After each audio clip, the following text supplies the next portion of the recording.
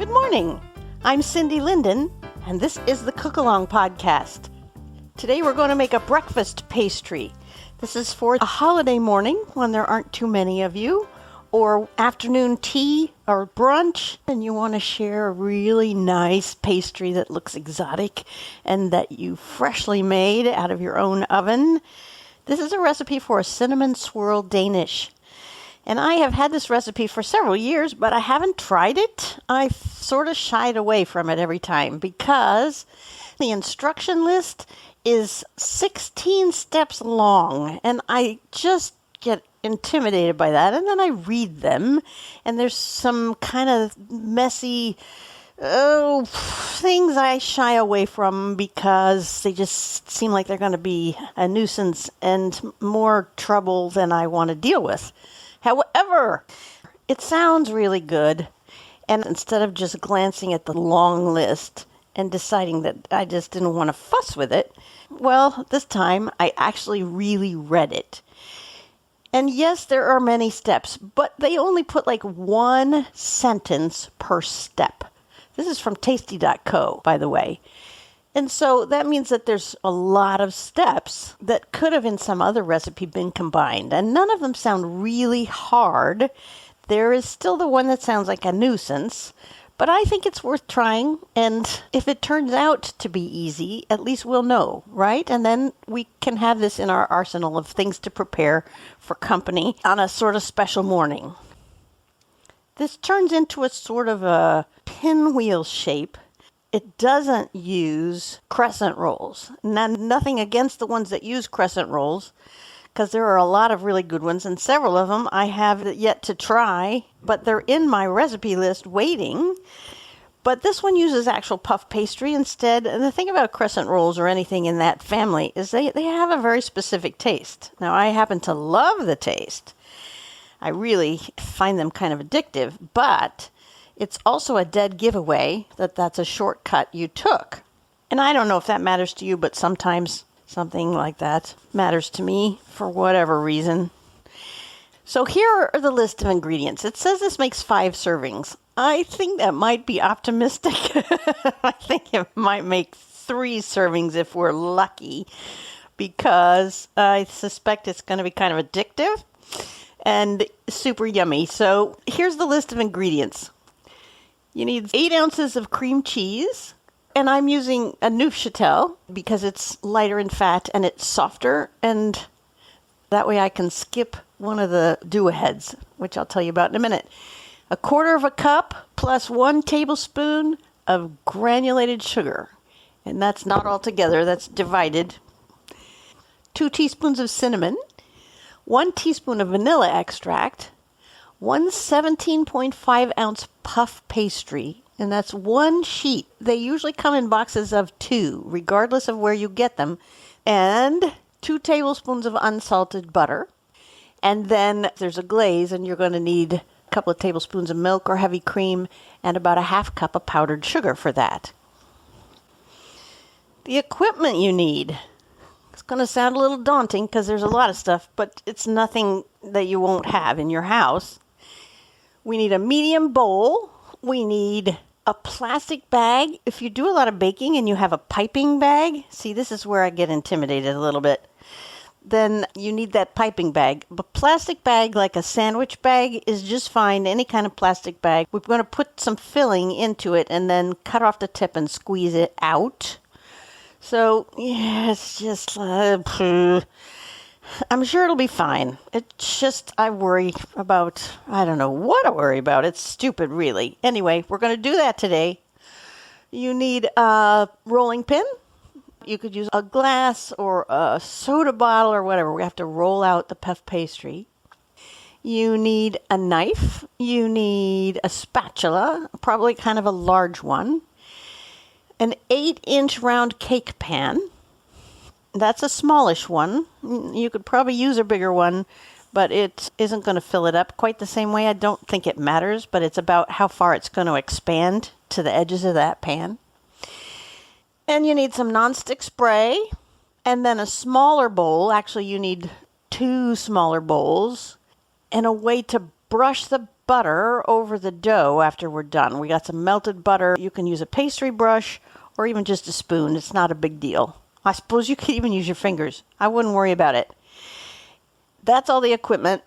The next thing I need to let you know is the do-aheads. And maybe I should have told you this first, because if you're up early in the morning, like I am, to try to make this for something happening a little later in the morning, it would have been good to know this part. Your cream cheese needs to be softened. And that's what I mentioned before about using the Neufchâtel, which means it's lower in fat, which means it does not get as solid in the refrigerator. It stays pretty soft. So I feel like I'm starting with something that's effectively softened cream cheese. But if you have regular cream cheese, it'll be richer, and it also needs to be set out to kind of warm up a little bit before we can do this, because you have to stir it.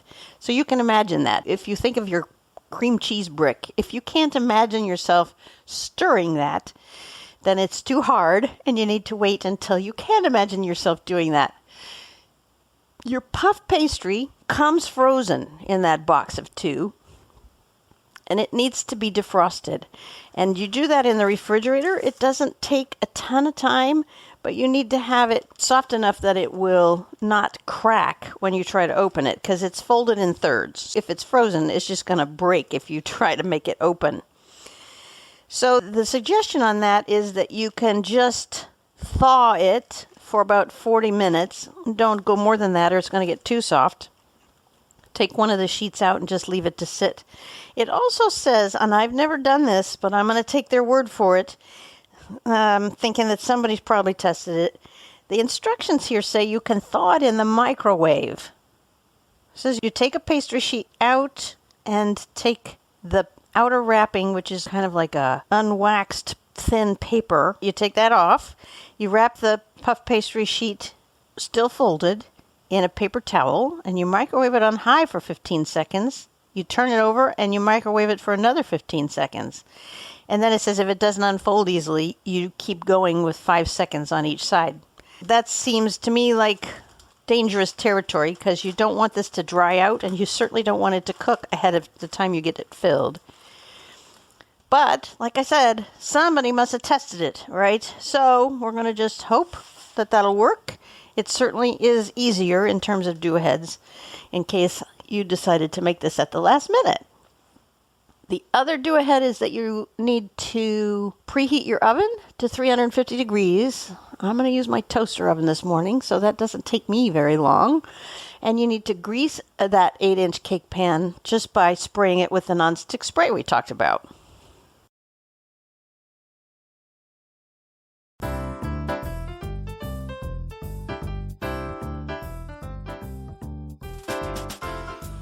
Okay, here we go. We are going to prove to ourselves that this fancy-looking, yummy thing is easy to make, because I suspect it will become a regular part of my cooking plans for company if it's as easy as I hope it's going to be, and I can get over my intimidation about this one stupid step, which I don't think I've ever done because I avoid it every time it's in the recipe. Plunging in the 8 ounces of cream cheese that's been softened goes into the medium bowl. Unwillingly, perhaps, but there we go. In nonetheless. I like to clean the part that's stuck to the foil off. I just feel like otherwise it's wasted and that I didn't get my full 8 ounces. It's probably half a teaspoon here that I actually got off the foil, but a teaspoon is a teaspoon. And I have to clean it off of there in order to recycle the foil covering anyway. In with the cream cheese goes 1/4 cup of the sugar and a teaspoon of the cinnamon and a teaspoon of the vanilla. This was part of what attracts me, I think, is anything with vanilla and cinnamon. Oh gosh, and cream cheese. Honestly, how can it be bad? And that's why I've kept the recipe all this time, even though I've not made it. They're all going in this medium bowl, whatever that means to you. And then we're going to stir that up. We're mixing it until it's smooth. So now we'll find out how soft my cream cheese Neufchâtel stuff actually is. If your cream cheese is softer, you may be done before I am. It just needs to get all mixed up till it's all a uniform color. As it gets the sugar incorporated in, it's getting softer. Honestly, I don't know why I'm bothering with the pastry. I could just eat this with a spoon. Cream cheese, vanilla, sugar, and cinnamon. Holy smoke. I mean, really. Of course, a little flaky pastry is never a bad thing. I've started collecting bakeries, sort of making it my mission to test out bakeries around my home of Portland, Oregon, and the main criteria seems to be, for me anyway, obviously the flavor has to be good, but their pastry dough. That's what I'm comparing. It's like when I go to a restaurant, it used to be when I was a kid, that I would always evaluate a restaurant based on its French dip. Don't ask me why, but there are good ones and there are bad ones, and I developed this determination that that was how I would figure out if a restaurant was any good. Now I'm doing that with bakeries. It's about whether their pastry's really light and flaky, whether they even have them. You know, a lot of bakeries do baked goods like muffins and cookies and stuff, and they don't approach the French flaky croissant kind of pastry, which I adore. I just love it. It almost doesn't matter what you do with it, although I'd rather have an almond croissant than a chocolate one. Not that I'm not a chocolate fan, but for breakfast, cinnamon seems like a breakfast thing to me, whereas chocolate just doesn't. And I know that's not a popular point of view. I know I stand in a minority there. Okay, this looks ready to me. Gosh, there's some on my fingers. I may have to lick it off and just do a taste test.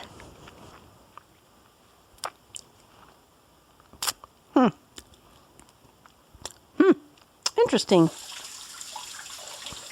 Well, it's less... Sorry, I'm having to wash my hands now. It's less sweet than I expected it to be. But the vanilla and the cinnamon really stand out. And I think it's because it hasn't been baked. You know, once it bakes, that stuff will all melt together. All right, here we go with the scary part. We got to put all that cream cheese filling into a plastic bag. And just a regular, like, sandwich bag or a grocery bag or a whatever. I'm using a little Ziploc quart bag, which is probably bigger than I really need. I'm scooping the cheese in, and then from the outside of the bag, squeezing it off the spoon with my fingers. Try to get it as far down into the bag as you can, because we're going to have to squeeze it out the bottom. And if it's all at the top where the seal is, it's going to be a little tricky to get it all the way down to the bottom. This is quite a lot of cream cheese. Somehow it seems like it's going to be more than we need, but I bet it isn't. All right, now just for the sake of efficiency, I'm going to use a rubber spatula and get that stuff all out of there. Because we're going to lose some of it in the plastic bag anyway. There's going to be some we can't squeeze out, you know. Going to get on that inside of the bag and just stay there. Okay. Slam that down as far into the bag as you can and squeeze it from the outside. Use your fingers, pinch them together around each side of the bag and squeeze this stuff down as far as you can. I actually managed to leave one corner clean. That's handy. Because what we're going to do now, you don't even have to seal this bag if you don't want to, because we're going to probably have to twist it in order to get the filling where we want it. The next step is to cut off a corner of the bottom of the bag, and probably a fairly sizable corner. By that I mean you're going to make a cut of maybe about an inch. Could be a little less than that. I don't think we want it more than that. Okay. The next step is the puff pastry. Yeah, mine's getting almost a little too soft. It starts to get kind of sticky, and I don't really want that. So we're just going to gently, carefully open that up and take off that little strip of paper in between each of the thirds. You're opening it up onto a cutting board What we need to do is roll it out. And so we have a square here. And then you need your rolling pin, and what we're going to do is roll this out until it's about 1/8 of an inch thick. Now it's really not a lot more than that now, so it's not a big rolling process. It's just a wee bit. All right, I'll bite. I'm going to get a measuring tape. It's in my gadget drawer, and I'm going to see what 1/8 of an inch actually looks like. Oh, for crying out loud, it pretty much starts at 1/8 of an inch. Oh, well, maybe not. You know, I'm not going to worry about it. It says to roll it out. I'm going to roll it out. I'm not going to roll it out a ton, but I'm going to roll it out so it's a little bit longer and a little bit wider than it started out. Maybe I just measured a part I'd already rolled. Pretend you didn't hear me say that, because that would be truly silly. All right, I think that's fine.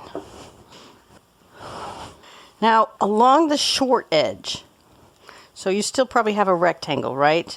Along the short edge, you're going to take your cream cheese mixture and you're going to squeeze it down through that hole you cut. So you got this little cream cheese filling applicator. And what we're going to do is just squeeze it along until it is right along the edge. Of course, it's never as easy as they say. We're going to use about 1/4 of it at this point for this spot.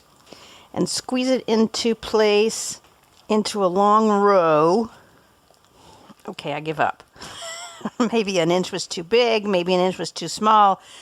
I'm just squeezing out what I think is about 1/4, and it did not go all the way.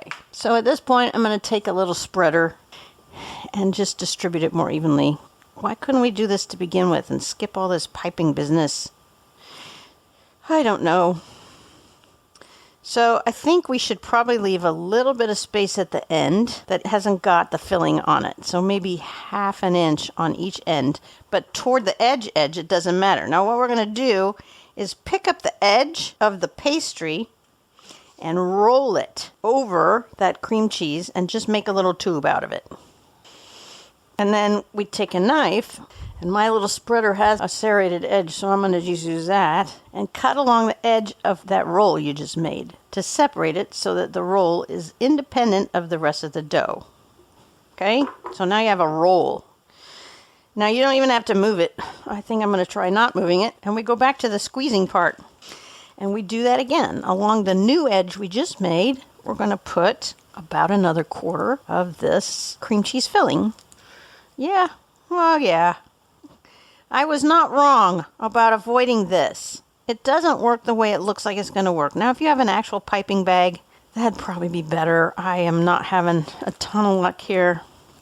I don't know why. It's like it doesn't really want to come out, and when it does, it doesn't make a clean line anyway. I shouldn't, I suppose, be discouraging you from this, because it's a really common practice to do this, but it's also a pain in the you-know-what.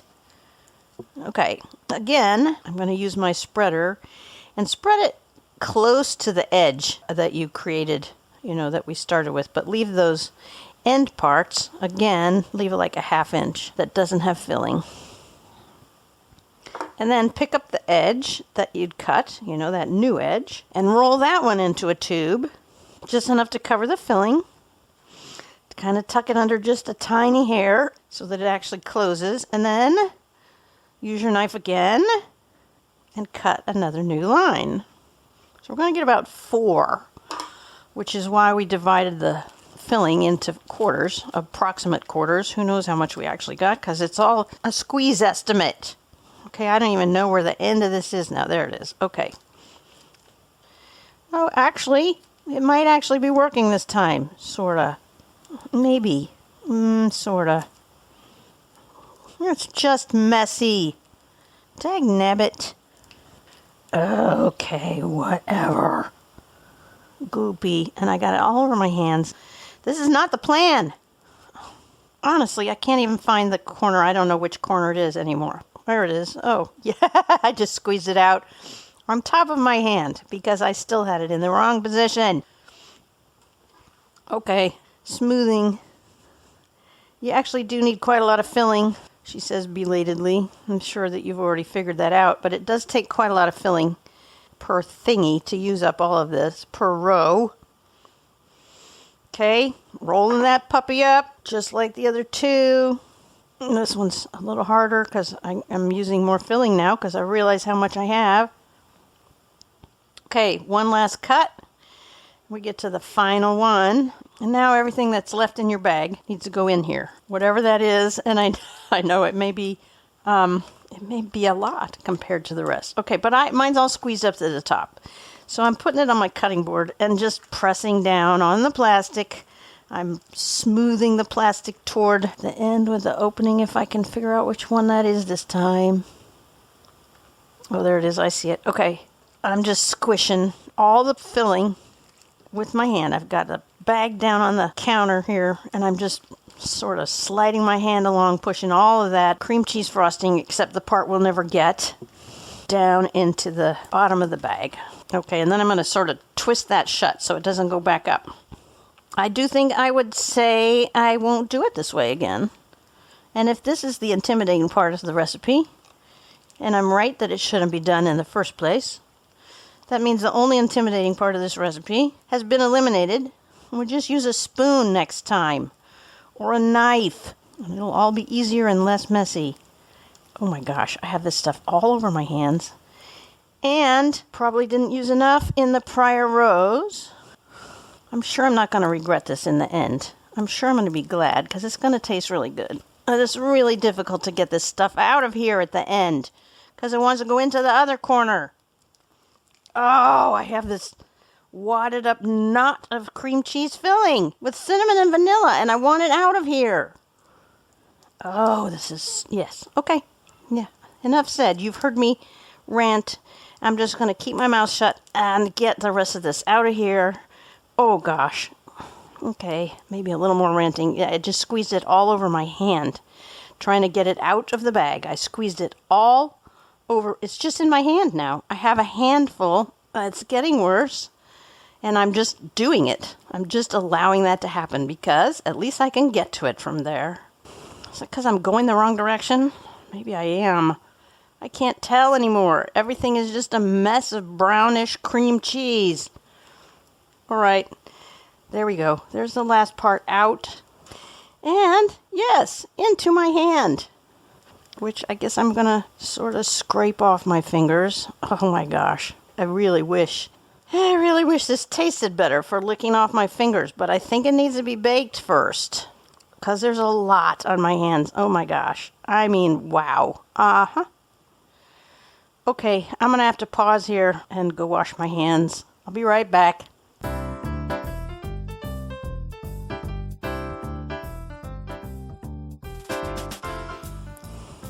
Well, of course, I did taste it off my fingers. And you know what it is? It's the cinnamon that doesn't quite mesh. It's like it doesn't quite mix in. I guess because it's so dry. What I'm doing now is attempting to roll this last tube, which has way too much filling in it.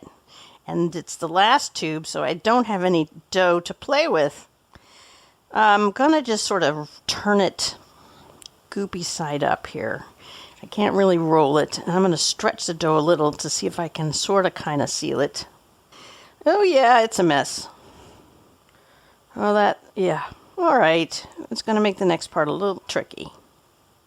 All right, now let's start with, oh, gosh. Let's start with the messy one. What we're going to do is roll this like a spiral. And I'm just going to leave the goopy part up for right now because otherwise it's all going to fall out. And we're rolling it like a snail shell. You know? Yeah, you know what I'm saying?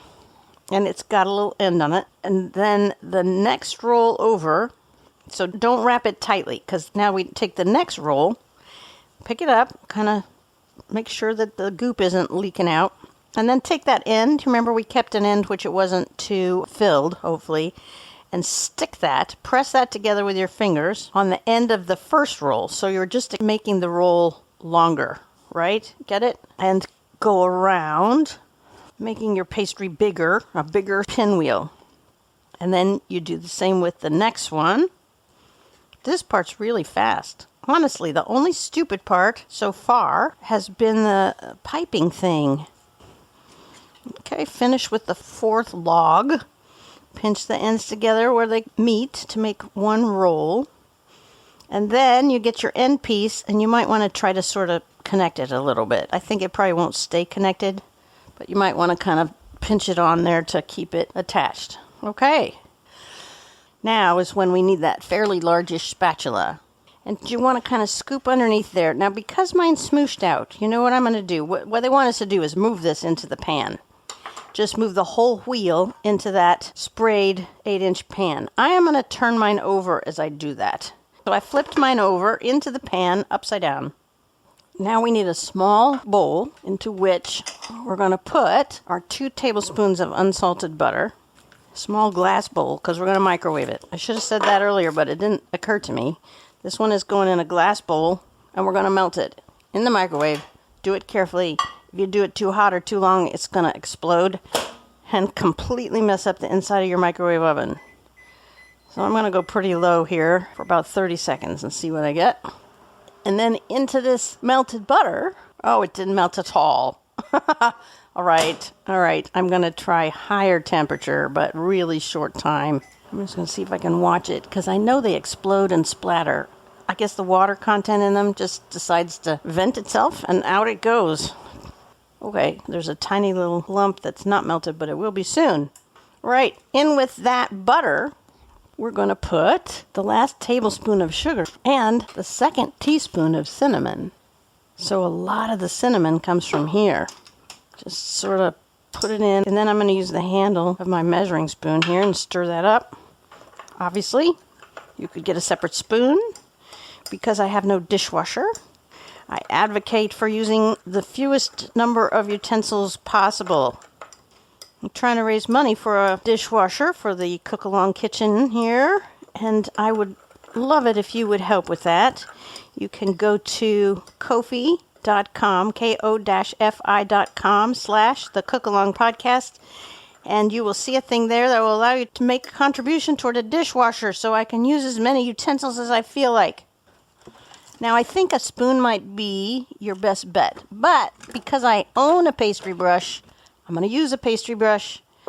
I know that's contrary to what I just said about not using a lot of utensils, but I didn't have a spoon anyway. So make sure everything's really mixed up, and then obviously what we're going to do is brush that butter mixture over the top of the dough until it's all used up and the dough has cinnamon all over the top of it. It's just a painting job from here, and a spoon probably is maybe even easier than a brush. If you want a pastry brush, I have 2 kinds. I have one that's essentially, well, it is actually literally a paintbrush. It's never been in paint, but it's just a horsehair paintbrush that I use for painting some things. I wouldn't do that with this because it would really goop that up, and most of it would stay in the paintbrush itself instead of on the pastry. So what I'm using instead is a brush I use more often, which is a silicone one, in which the bristles of the brush are really spaced further apart. And it looks beautiful now. Very beautiful. Oh, and I just splashed cinnamon and butter all over myself and the counter here. Oh, well. I'm going to take a picture for you. And then it's ready to go in the oven. And it's going to bake for about 35 to 40 minutes until the puff pastry is golden brown and all the way cooked. We're going to start it at 35 and see where we get to. By the way, this recipe is a lesson in remembering to read the full recipe through before you start. If you go to tasty.co, you'll see this. As it's written out, step number 11 out of 16 is to preheat the oven to 350 and grease a cake pan. Now, that was really supposed to be item number 1. That's your do-aheads. You have to do that before you start.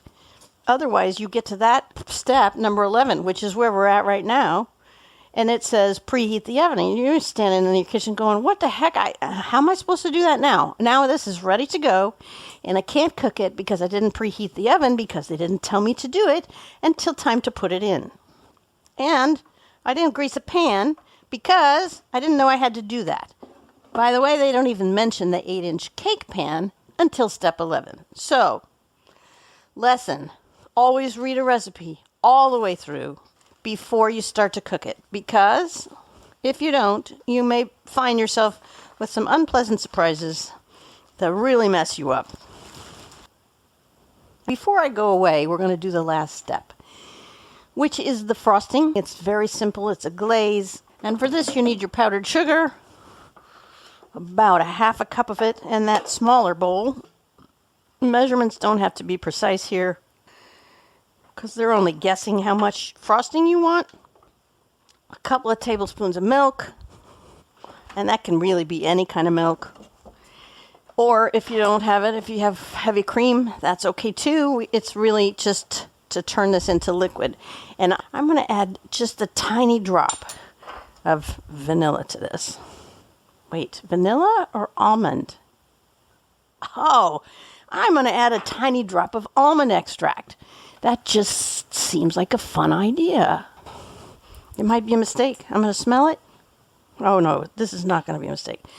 Just be really careful if you do this because you don't want a whole bunch. It's just going to have to be like one drop. Okay, can't smell it, so I'm going to do 2 drops. Carefully, carefully. Okay, well that was 4 drops, 5 actually. Oh well, that was bound to happen, wasn't it?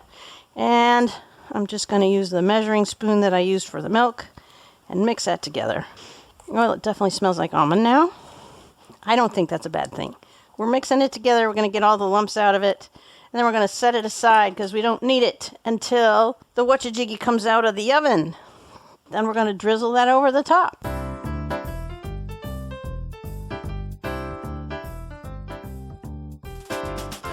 Well, I ended up using the whole 40 minutes for mine because it didn't seem brown enough, so I just left it in. And interestingly enough, even though I turned the thing upside down so that all of the top was completely sealed over that cream cheese stuff, the cream cheese stuff sort of exploded out anyway. So it's not as pretty as I hoped it would be. It also has really filled this pan, and I was going to remove this to a serving plate before I drizzled it with the stuff, but I don't think I'm going to be able to do that. Let me see if I can run a knife along the edge here. Oh yeah, I can. All right, well then I'm going to try. Let's just see what happens if I try to move this. Well, okay. Now I'm thinking I should just turn it upside down, but then I don't have this nice glaze on the top, even though it's kind of ugly on the top. Yeah, no, it's worse underneath. Okay, so I am going to try. We're going to see what happens. I did take a picture of it before doing this, just so that you could see what it looked like in the pan. And those pictures, by the way, of course, are on the cookalongpodcast.com. I'm scooping the spatula underneath it. I've loosened the edges. And I'm just sort of sliding it. Okay. All right. Well, it kind of worked. I was afraid it was going to come completely apart, but it didn't. It actually looks kind of perfect. I can see how a bigger pan would not have allowed these edges to do what it did. So the next thing is the glaze that we made, which is quite thin.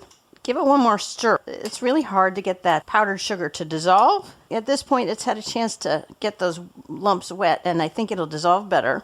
And then, after stirring it around, now that you have this on this nice platter, you're just going to take that glaze, of course, and drizzle it over the top until you've used it all up. And maybe try to cover up the places where the cream cheese exploded out, because it's not a pretty color. Or it's not. It'll be fine on the inside, but it's really not a pretty color. It looks a little gross. Disgusting. Yeah, but the glaze will fix everything. Okay, it's a very thin glaze. The reason that I decided to move it to a platter before doing the glaze is because I was afraid that in the pan it would just go all down into the bottom and we wouldn't even know it was there until we scooped it out, and then we'd have to be eating the glaze with a spoon. I think the glaze could have been a little thicker than it was. I think I just shouldn't have used quite all 2 tablespoons of milk. Now that it's too late for any of us, sorry, but there's my judgment. Next time, and there will be a next time, I would use maybe only a tablespoon to a tablespoon and a half. This is supposed to make 5 servings, and I'm going to tell you, that's ridiculous. How do you make 5 equal servings out of this circle? Plus, how often do you have 5 people sitting at a table? I'm not doing it. I'm going to cut it into 4. Seems a little overly generous, although truthfully that's probably what we'll end up eating. But I am going to cut it into 6 pieces instead. I think it's going to take a very sharp knife because I think it's going to crumble. So it's easier to cut it into sixths just by doing a halfway across and then a third of that and a third of that, and you'll get 6 pieces. It looks kind of like a rose. That's interesting. It's kind of sweet, actually. Well, I hope it's sweet. It isn't quite what I pictured, but I almost like it better than the picture on the Tasty.co website, because I think they used a pan that was too big. If you're looking for an iced coffee to serve with this, there is a super yummy iced brown sugar latte with shaken espresso in a podcast at thecookalongpodcast.com, of course. It's super easy and fast, as are all the recipes here. And it's really just yummy. It's something that you can make the syrup ahead of time for and keep it in your fridge. It's got, obviously, brown sugar and a little cinnamon and some, it's just yummy. Just take my word for it. Check it out. It's a very short podcast. It would go beautifully with this warm cream cheese Danish. It's just a good match. Just saying. Please tell your friends that they could do this as well and ask them to listen to the Cook Along podcast. You're my word of mouth. You are my best and really only advertising, aside from posting the podcasts on Facebook. So I am available on Facebook. You can contact me through my website or through Facebook. I am going to go eat this now because it's time. It's hot, it's warm, it's time. So until next time, happy cooking.